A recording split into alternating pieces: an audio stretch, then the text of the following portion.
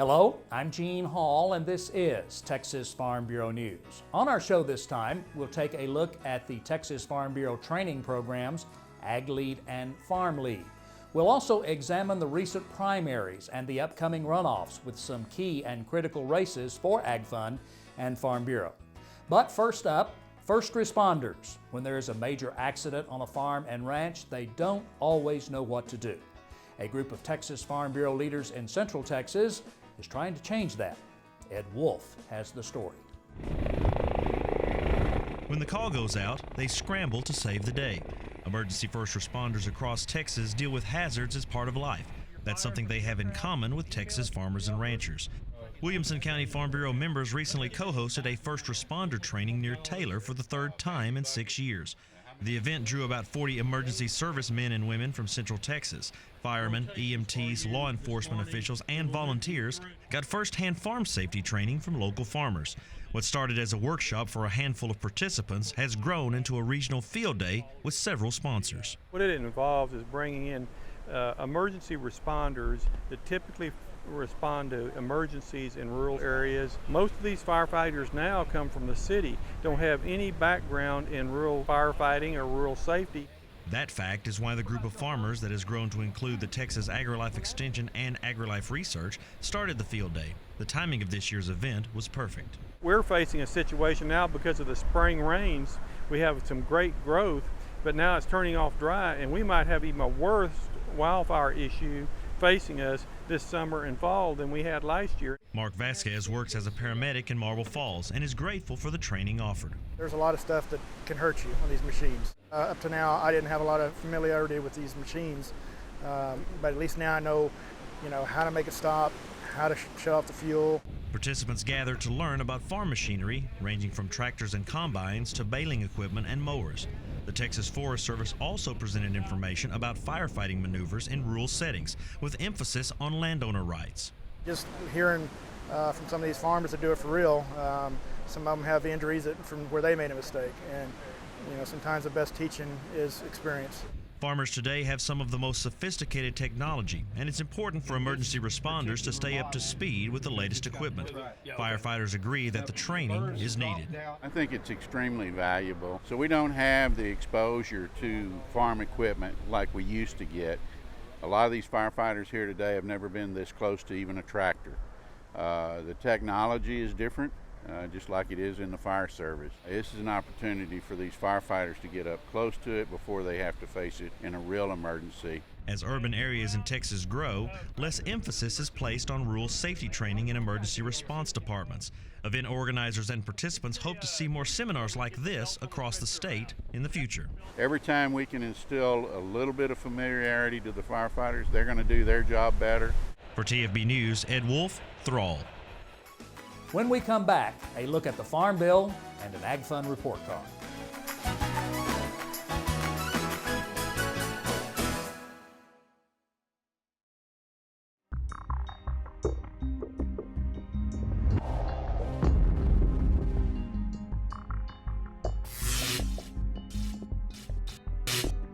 Agriculturalists, it's time for us to stand up.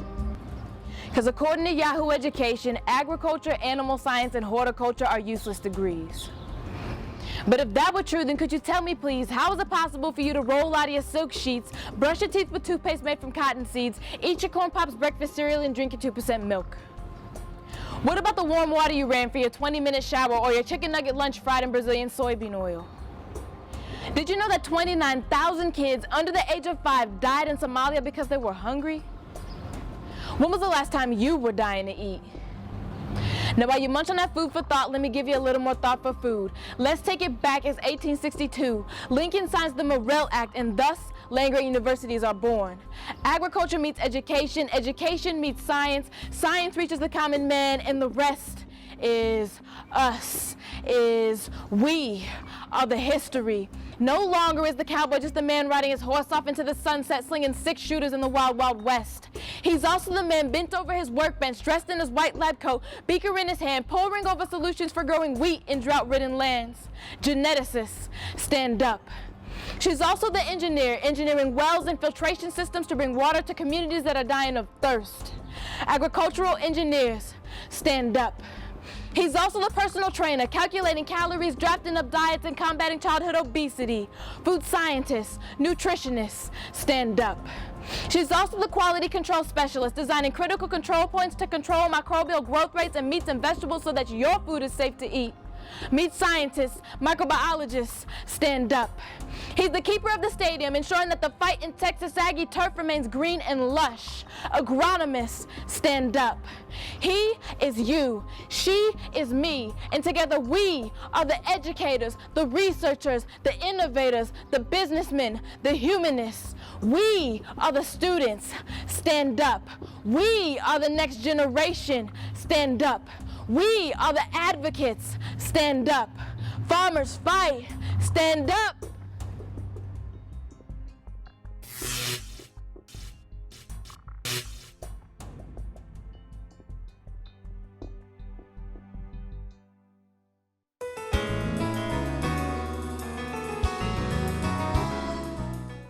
And welcome back to Texas Farm Bureau News. We're here with Farm Bureau Public Policy Director Jim Sartwelle. Jim, welcome. Good to be with you.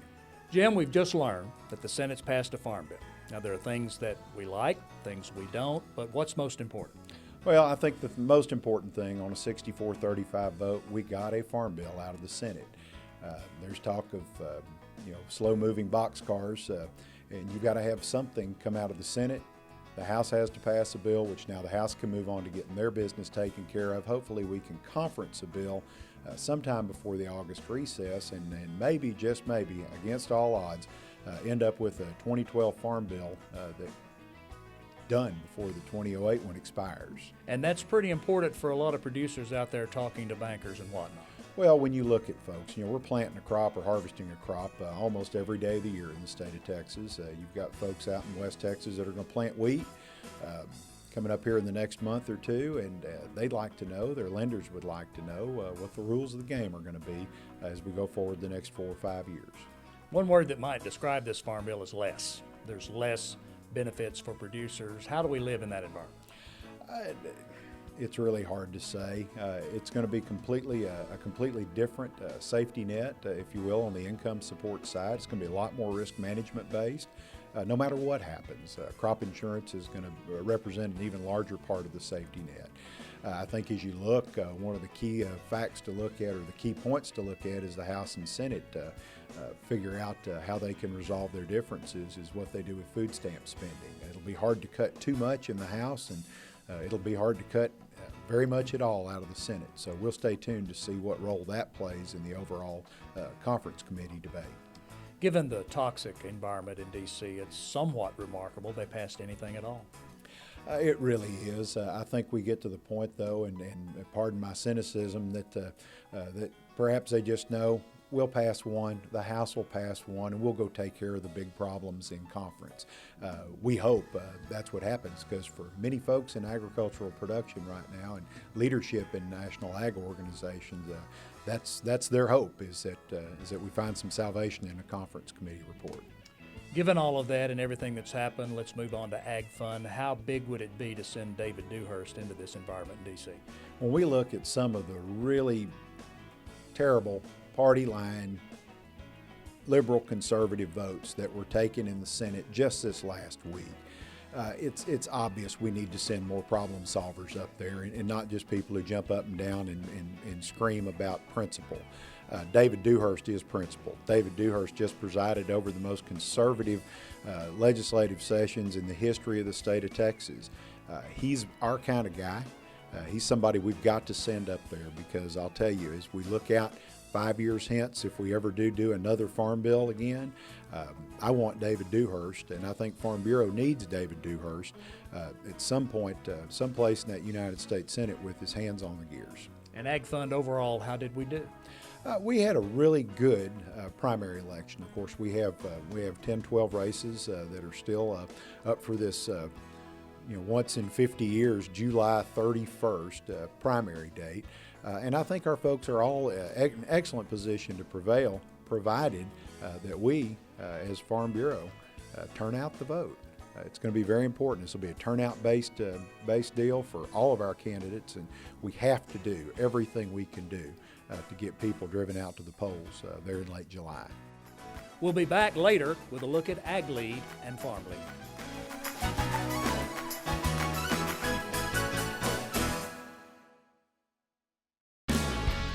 America's modern food production system is the envy of the world.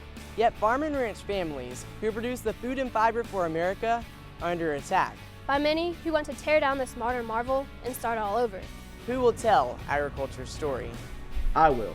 My name is Chase Vineyard from the Stephenville 4-H, and I am Texas proud of Texas agriculture. Texas Proud of Texas Agriculture is an exciting joint effort of youth organizations with proven leadership. Our goal is to promote trust and encourage understanding of an industry essential For maintaining food security for millions of Americans. Will you volunteer? I will. My name is Mason Parrish. I belong to the Caney Creek FFA chapter and the Texas FFA Association. I am Texas proud of Texas agriculture. Texas Proud Youth will tell positive stories of agriculture. We will talk about what we do and why we do it. We will speak of the challenges facing farmers and ranchers. We will connect consumers with the food they eat. Will you join us? I will. My name is Dakota Fleming. I'm a Bell County Farm Bureau member, and I am Texas Proud of Texas Agriculture. Our generation will blaze new trails in dispelling the myths about Texas agriculture. And telling the truth about the rural way of life we love. Are you up to the challenge? We are. We are Texas Proud Of Texas Agriculture.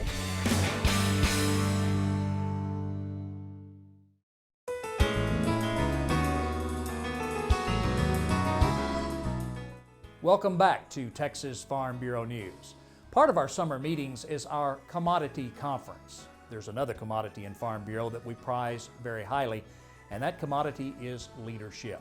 We've addressed that in Farm Bureau with AgLead and FarmLead. We hope you'll go back to your county farm bureaus and tell the young people in agriculture, and maybe even those a bit older, about these two training programs. Please take a look at this video. And I don't mean this lightly. I would say it's single-handedly probably the best leadership program that I've ever been a part of.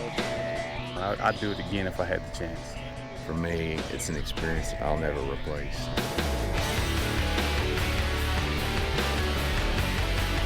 Just to be a better producer, to be a better citizen, it's very worthwhile to be able to take the opportunities that are available in the AgLead and FarmLead programs. Agriculture is a family, it's a community. You've got to know what's going on beyond your fence line. FarmLead was a great educational experience for me to broaden my understanding of agriculture.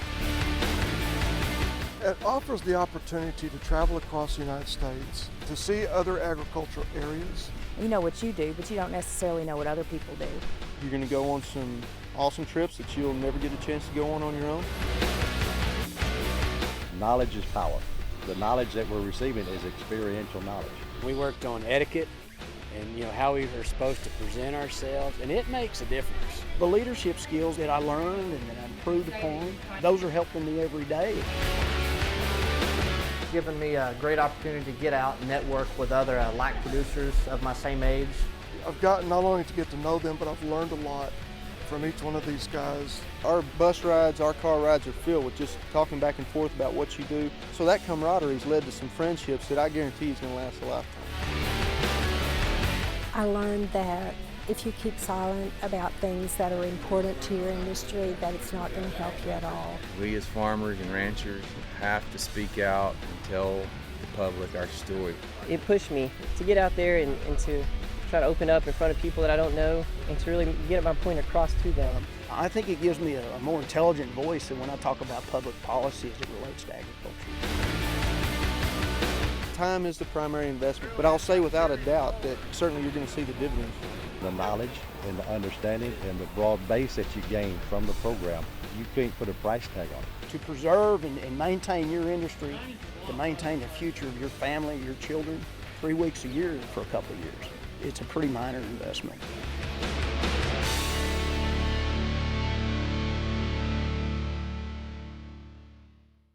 You can find those videos at texasfarmbureau.org, our website, and we hope you'll take that message back to your county farm bureau and invite those who might avail themselves of these leadership opportunities to take a look. Our new brand is off and rolling. County Farm Bureau members across the state of Texas can have a new Texas Farm Bureau gate sign featuring the iconic star and the new Texas Farm Bureau logo. Visit the website, texasfarmbureau.org, or your county office to learn more about the sign program. Well, that's our show for this time. We'll see you again soon. In the meantime, for the board and staff of Texas Farm Bureau, I'm Gene Hall. Thanks for watching.